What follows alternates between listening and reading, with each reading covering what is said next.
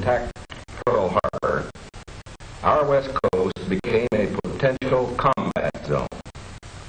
Living in that zone were more than 100,000 persons of Japanese ancestry, 2/3 of them American citizens, 1/3 aliens. We knew that some among them were potentially dangerous. Most were loyal. But no one knew what would happen among this concentrated population if Japanese forces should try to invade our shores. Military authorities therefore determined that all of them, citizens and aliens alike, would have to move. This picture tells how the mass migration was accomplished. Neither the Army nor the War Relocation Authority relished the idea of taking men, women, and children from their homes, their shops, and their farms.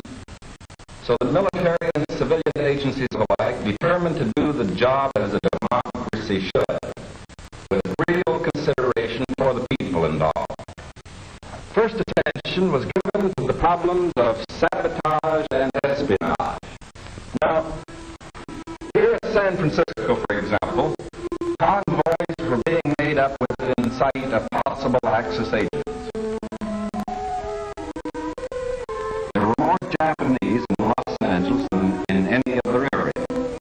In nearby San Pedro, houses and hotels occupied almost exclusively by Japanese were within a stone's throw of a naval air base, shipyards, oil wells. Japanese fishermen had every opportunity to watch the movement of our ships. Japanese farmers were living close to vital aircraft plants. So as a first step, all Japanese were required to move from critical areas such as these. But of course, this limited evacuation was a solution to only part of the problem. The larger problem, the uncertainty of what would happen among these people in case of a Japanese invasion, still remained. That is why the commanding general of the Western Defense Command determined that all Japanese within the coastal area should move inland. Immediately, the Army began mapping evacuation areas and for the time encouraged the Japanese to leave voluntarily. The trouble for the voluntary evacuees soon threatened in their new locations. So the program was quickly put on a planned and protected basis.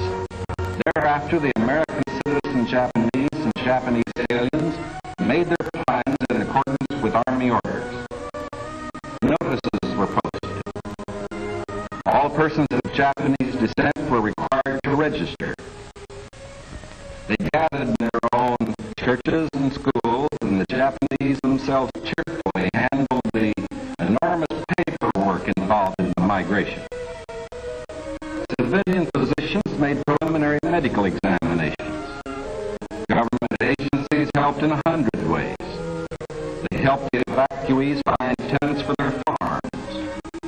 They helped businessmen lease, sell, or store their property. This aid was financed by the government, but quick disposal of property often involved financial sacrifice for the evacuees. Now the actual migration got underway.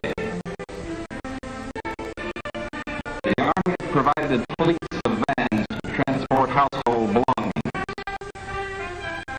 and buses to move the people to assembly centers.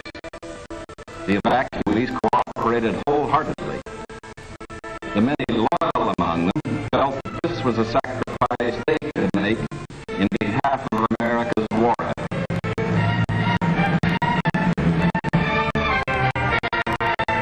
In small towns as well as large, up and down the coast, the moving continued.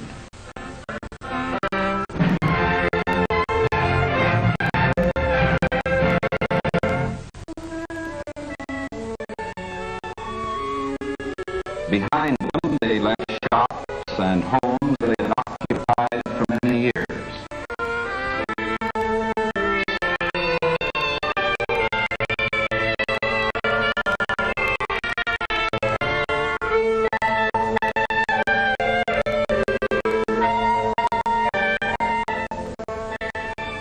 Their fishing fleets were impounded and left under guard. Now they were taken to racetracks and fairgrounds where the Army almost overnight had built assembly centers. They lived here until new pioneer communities could be completed on federally owned lands in the interior. Santa Anita Racetrack, for example, suddenly became a community of about 17,000 persons. The Army provided housing and plenty of healthful, nourishing food for all. The residents of the new community set about developing a way of life as nearly normal as possible. They held church services, Protestant, Catholic, and Buddhist. They issued their own newspaper, organized nursery schools, and some made camouflage nets for the United States Army.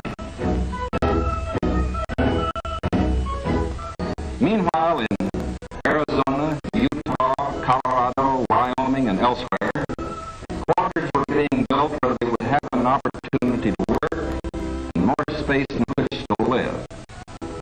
When word came that these new homes were ready, the final movement began.